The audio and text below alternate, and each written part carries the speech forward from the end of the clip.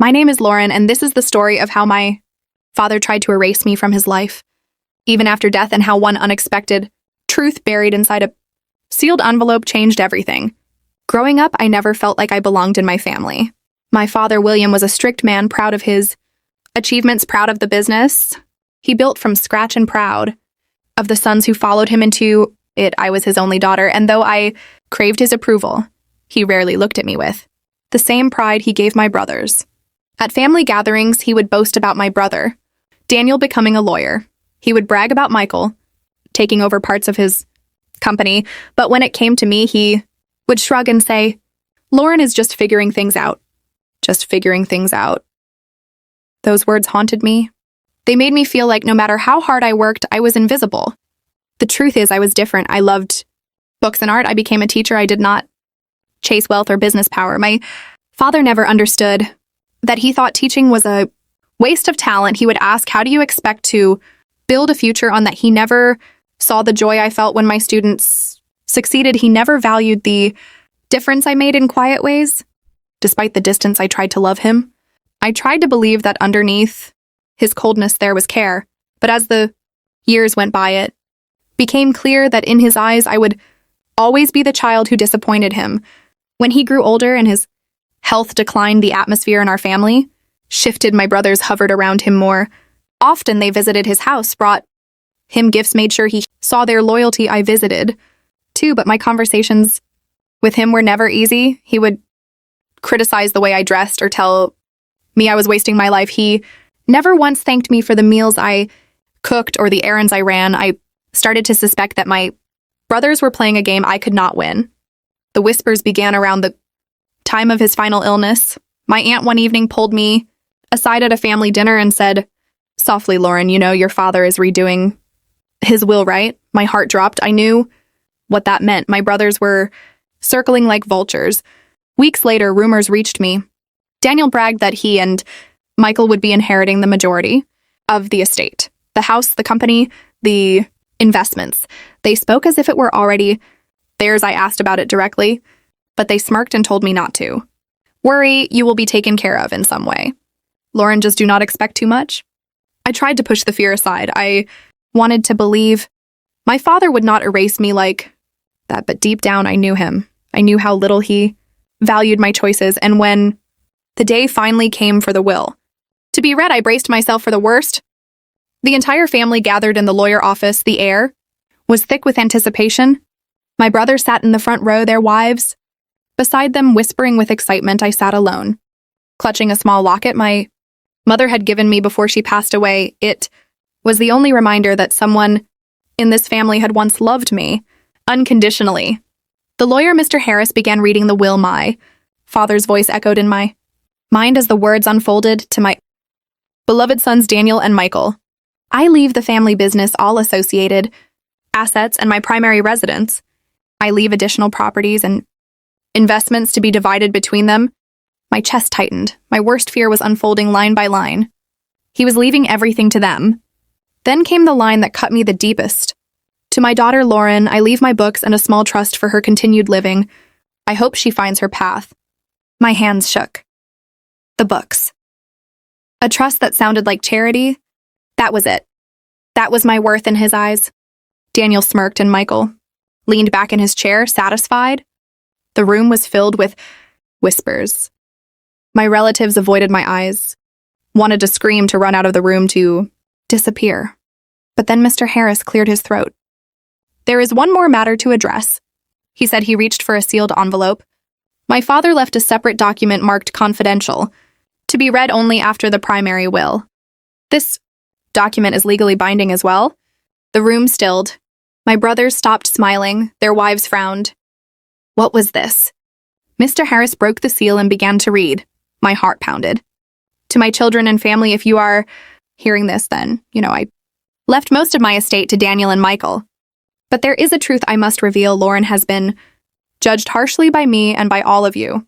I called her aimless. I dismissed her work. I acted as if she was not worthy, but she was the only one who ever stood by me without asking for anything. She was the only one who reminded me of your mother and the goodness she carried.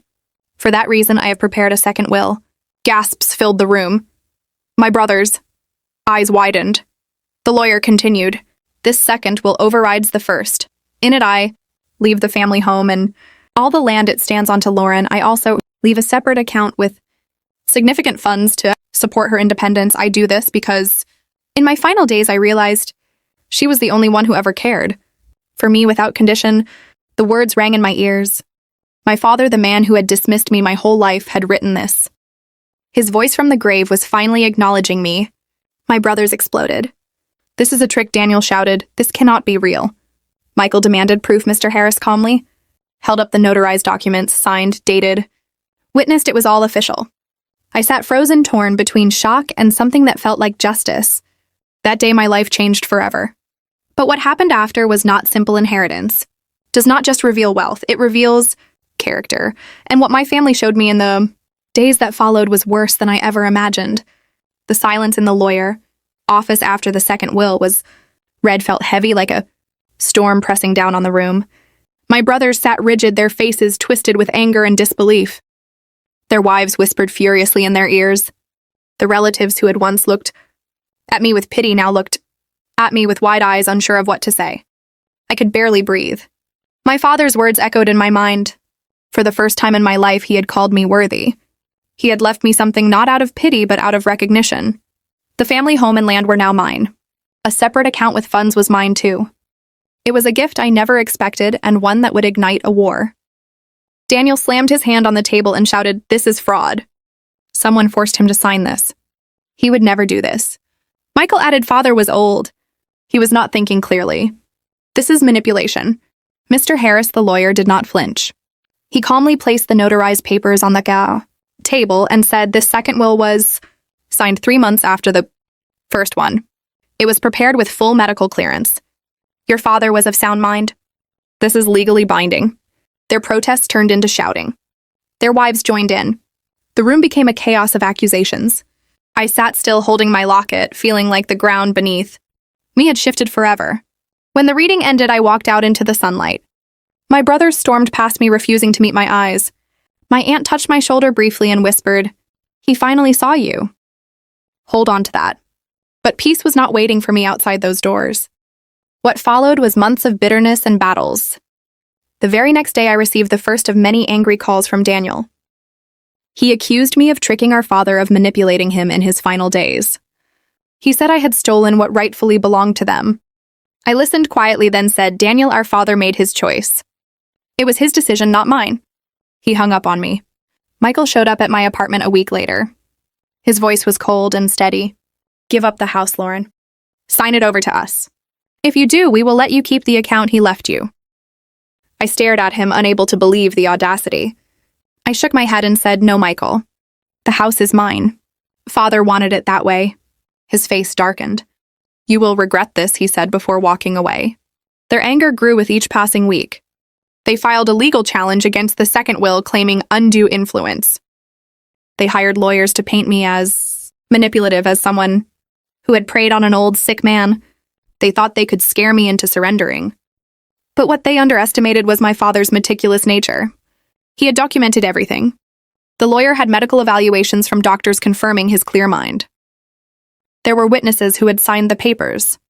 There were even letters my father had written explaining his reasons. Piece by piece, their case collapsed. But that did not stop the damage to my heart. Family gatherings became battlefields. Relatives whispered about the scandal. Some sided with my brothers, saying I should share everything to keep the peace. Others said my father's decision was final and should be respected. My cousins avoided me. My uncles looked at me with suspicion. The warm family ties I once longed for unraveled thread by thread. I often asked myself, is this worth it? Would it have been easier to walk away and let them have it all? But then I would remember the nights I sat alone after visiting my father while my brothers never showed up. I would remember the meals I cooked, the medicine. I picked up the quiet hours I sat by his side even when he barely spoke to me. He had seen that. He had recognized it. And this inheritance was not about money. It was about acknowledgement. It was about finally being seen. So I held on. When the day of the hearing came, I dressed simply and walked into the courtroom with my lawyer by my side. Daniel and Michael arrived with their legal team. Their expressions hard and determined. The judge listened patiently as their lawyers painted me as a manipulator. They claimed I had spent too much time with my father in his final days. They argued that I had turned him against his sons. Then my lawyer stood and presented the evidence. The medical reports confirming his sound mind. The witnesses who testified that my father was deliberate and clear when signing the second will. The letters in his handwriting where he explained his choice. The judge read through the documents, then looked up and said, "This second will is valid and binding. The challenge is dismissed." The sound of the gavel echoed like thunder. Daniel cursed under his breath. Michael clenched his fists. Their faces were pale with rage. But there was nothing more they could do. The house, the land, and the account were legally mine. Moving into the family home was surreal. For years, I had been treated like a guest there, a daughter who never truly belonged. Now it was mine. I walked through each room remembering moments from childhood. The kitchen where my mother baked bread. The study where my father sat with his ledgers. The garden where I used to hide with my books. It was both painful and healing. Painful because the memories were heavy. Healing because for the first time I felt ownership. I renovated parts of the house but kept the essence intact. I planted new flowers in the garden. I set up a reading nook in the sunroom. Slowly the house began to feel like mine, not just my father's shadow. Neighbors came by with cautious curiosity.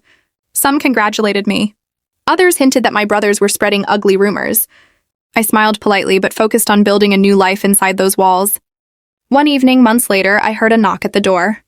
When I opened it, Daniel stood there. His eyes were tired, his voice quieter than I had ever heard. "I came to see the house," he said. I hesitated but then stepped aside. He walked through each room silently. When he returned to the living room, he said, "Father never treated us fairly. But he treated you worse. Maybe this was his way of making it right." I waited for anger, but instead I felt a strange sadness. My brother, who had spent months fighting me, now stood before me, broken by the truth. Michael never came. He cut me out of his life completely. But Daniel softened over time.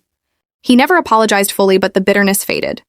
Living in the family home taught me lessons I had not expected. I learned that love cannot always be forced, but respect sometimes comes in the end.